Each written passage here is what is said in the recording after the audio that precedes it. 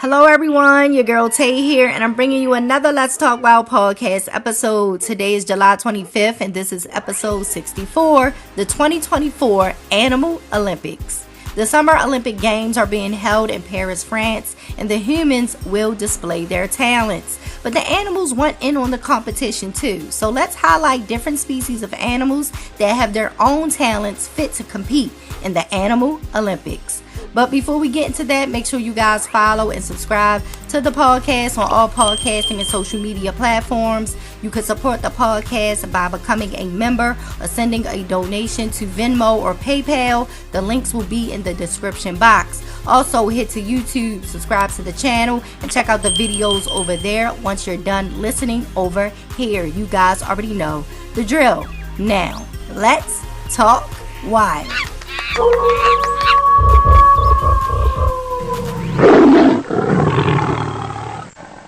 For years, different countries around the world have gathered their finest athletes to compete for fame, glory, and gold medals. Bronze and silver are okay, but the gold is the goal. This year's Summer Olympic Games will be held in Paris, France from July 26th through August 11th, and I'm really excited. I've always enjoyed watching the Olympics since I was a kid. One of my best memories growing up was visiting my family in West Virginia. We would drive down with my grandmother every summer. But in 1996, the Summer Olympics was held in Atlanta from July 19th through August 4th. And that was happening the same time as we were visiting West Virginia. It was hot. The cicadas was loud. My great grandma made us some tomato and mayo sandwiches, and we sat and watched the Olympics. When a competition we didn't care for came on and we changed the channel to see what cartoons were on, we stumbled upon the 1980 animated short film Animalympics, which showcased different animals competing in different Olympic challenges. I enjoyed that summer in West Virginia, the Atlanta Olympics, and the Animal Olympics cartoon. I love that summer. That was one of the summers that really just sticks with me. I mean, I remember everything as a child. My memory is superb. I already told y'all my sister don't remember a daggone thing. Listen, if she listening to this, she's probably like, girl, I don't remember none of this, but I remember everything from our childhood. So this was one of the best memories, and that was one of my best summers that I had as a kid. But nonetheless, we need an updated Animal Olympic battle. Let's get into some of the categories and the contestants that will be competing for the Let's Talk Wild 2024 Animal Olympic Gold Paw Medal.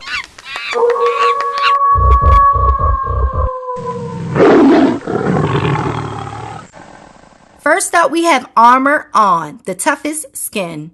Coming in like a wrecking ball is the rhino. They are bulky and have skin that can be 2 inches thick, but they are sensitive to the sun. Rolling in, well, barely, the armadillo. Their armor is made of bony plates covered in skin, and out of 20 of the armadillo species, only 2 of them, both being 3-banded, the southern and the Brazilian, can roll into a ball. Now, who do we have here floating in like a log? The crocodile.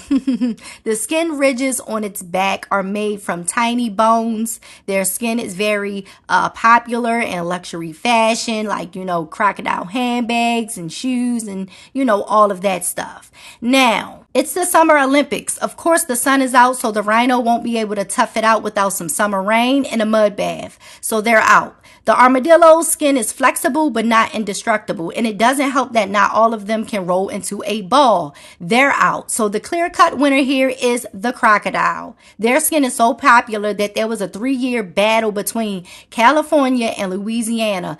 Cali wanted to ban the sale and importation of products made from crocodiles and alligators, and Louisiana Louisiana didn't want the ban because they wanted to still be able to, supply and import the skins from their state to Cali. And the ban would have went into effect January 1st of 2020, but Louisiana filed a lawsuit against Cali before it could, and they alleged that the ban would affect their economy and protection programs for alligators. So in March of 2023, Chief U.S. District Judge Kimberly Mueller ruled that California could not ban the importation and sale of alligator and crocodile products.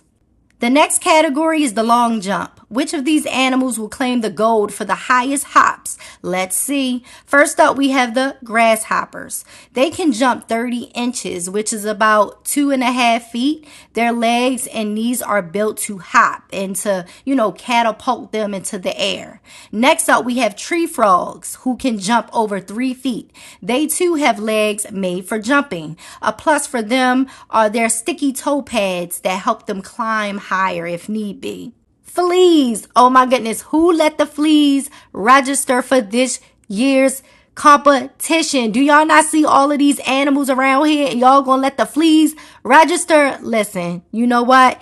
They geared up. They got their stuff together. Just let them compete. Just let them compete, and then we just gonna hurry up and get them out of here. Okay. Fleas can jump between 8 to 10 inches, but unlike the other contestants, they have little legs, so their jumping power is totally different. They fold and lock their back legs and contract their large muscles in the thorax to compress a rubber-like protein that stores energy called resilin. When they unlock their legs, the resilin releases the energy and allows them to jump effectively. Grasshoppers also use resilin to jump and kick. So who will be the winner? Listen, the grasshoppers they're disqualified. They just saw a bunch of crops and they are gone. So they're gone. The fleas are jumping on some of the animal contestants. So we have to get them out of here. They gotta go. So they are all, distracted and disqualified from the competition, grasshoppers and fleas. So they are literally, ditching the Olympics for food. So they are a no. I will give this category to sticky pads, the tree frogs. Up next for the boxing match, y'all already know boxing, my favorite sport. Of course, we had to have it here on the podcast, Animalympics. Let's get ready to rumble. Who has the strongest punch? Kangaroos are known for kicking, but their punch also packs a punch, having a force of over 200 pounds. Gorillas can have a punch force ranging from 1,300 to 2,700 pounds. Do we have anything else to say about that? We know how King Kong gives it up. Make sure y'all check out the last podcast episode, Planet of the Apes, Primates, and Pop Culture. When you're done listening or watching this episode, if you're watching on YouTube, I'll have it linked in the description. If you're listening on any podcast platform, just scroll back to the last episode. But yeah, we already know how the gorilla is giving it up. Okay, fist, hands, palm, punch, slap, all that. Okay, now the mantis shrimp. Yes, I know, so little, so small, but these bad boys and gals pack a powerful punch that can generate 1,500 newtons of force that is compared to the same force of a .22 caliber bullet. According to research by Duke, the mantis shrimp uses a 4-bar linkage mechanism coupled with exoskeletal springs and latches to power their forceful strike. So which animal will come out on top with the strongest punch? The kangaroo will kick, no doubt. So since this is a boxing match, you gotta get out of here. You're disqualified. Ma'am, sir, listen. No kicking. Y'all gotta go. You're disqualified. I'm sorry. No medals, honey. I told y'all, hands only. Y'all done raised those daggone feet. You done propped yourself up on your tail and you're kicking the god daggone people. You gotta go. You gotta go. Sorry, kangaroos. You're disqualified. Now, the mantis shrimps. Their punch force is over 200 pounds, but the gorilla is, So their punch force is between 1,300 to 2,700 pounds. However, the gorilla is in here putting people in the chokehold, putting the contestants in the chokehold. This is not MMA. This is not WWE. So I'm sorry. You're also disqualified. Y'all got to understand, I run a tight ship around here. It's hands only. This is boxing. Okay, the strongest punch, not the strongest kick or the strongest headlock. How fast you could put somebody to sleep, okay? So sorry, kangaroos and gorillas, you lost to the mantis shrimp. Shout out to Javante Tank Davis, fellow Baltimore native, Boxing Eagle, my favorite boxing journalist, reporter, blog. Yes, his name is Boxing Eagle. Make sure y'all follow him. He reported that Tank was given special permission by a judge to travel overseas while he's on probation to Paris, France, to offer his assistance and advice to Team USA boxers for the Olympics. So, yeah, shout out to Boxing Eagle for reporting that. Shout out to Tank, and shout out to Team USA boxers. Hope y'all come home with the gold. But what I need y'all to do, just like that boxing mantis shrimp, is punch that subscribe, like, follow, and share button for Let's Talk Wild on all podcasting platforms and YouTube. If you would like to support even further, you can become a podcast member or donate to the Let's Talk Wild PayPal or Venmo. The links will be in the description box. Now let's hop back into the show. Cue the animals.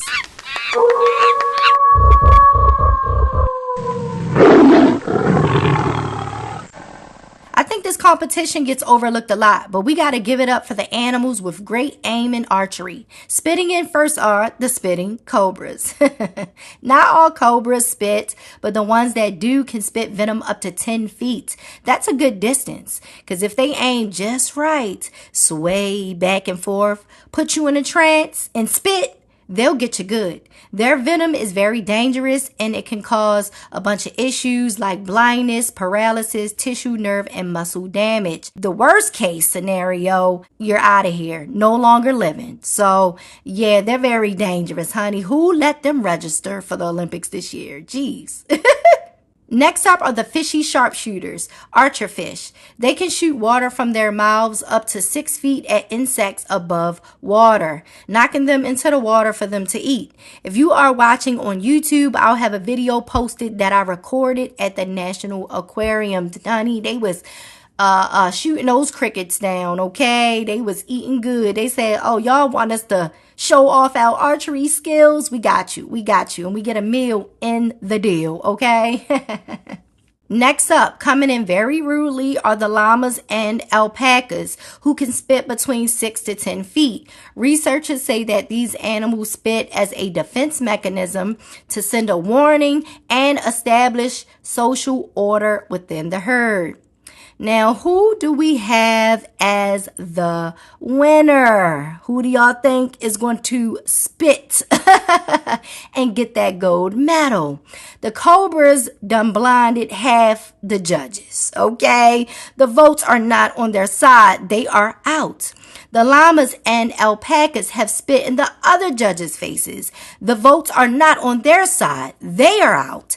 I'm the last judge standing, so I'll give it to the sharpshooting archerfish. And especially since they gave us a good show when I recorded them at the National Aquarium. Come on, maybe, they didn't really pay me under the table to get them this gold medal. However, they got it. Okay? Roll with it. This next category is one humans don't have, but for animals, the mating season smell off is definitely a thing. First up is the usual suspect, the skunk, whose smell comes from the sulfur-rich liquid stored in its anal glands. It can take over 3 weeks for the smell to be gone if you, your pets, or any of your stuff get sprayed. The musk ox is up next. They have a strong odor that comes from their urine during their summer mating season. They literally put the musk in musk ox. The Wolverines come clawing in with their funk. They've been given the nicknames of Nasty Cat and Skunk Bear because they spray to mark their territory. Since we are mentioning the Wolverine, are you guys going to see the new Deadpool and Wolverine movie? I definitely will be. I also did a podcast episode about the Animal Mutants of X-Men. If you're watching on YouTube, I'll have it linked in the description. If you're listening on any podcast platform, just scroll back to episode 60 when you're done listening or watching this episode, okay? Now, who is going to come out on top, okay, with this smelliest, funkiest mating season smell off, honey? Who you got? The musk ox? The musk ox funk is seasonal, so they are out. Now, it's the closely related weasel species versus the weasel species. This was a tough one, but I'm going to have to give it to the usual suspect, the closely related weasel species, the skunk. The skunk takes the gold home every time in this category. They are undefeated. They're like the contestant that everybody sees and be like, oh, here they go. We know that they're the best, but they're going to send them out. Like, after a while, it's like, all right, you the GOAT of this category. Can you let some other people win? I don't know. Not this year. Maybe next year, 2025. Somebody, might outsmell, outfunk the skunk. But this year, for 2024, honey, they got it. They got it. So sorry. This last category is all about blending in. One of the best ways to survive is having the ability to camouflage. We couldn't have a competition and not mention a species of bird. The owl has such a great way of blending in with trees. Everything plays a part in their success with this. Their feathers, their tufted hair on their heads, the way they position themselves and move.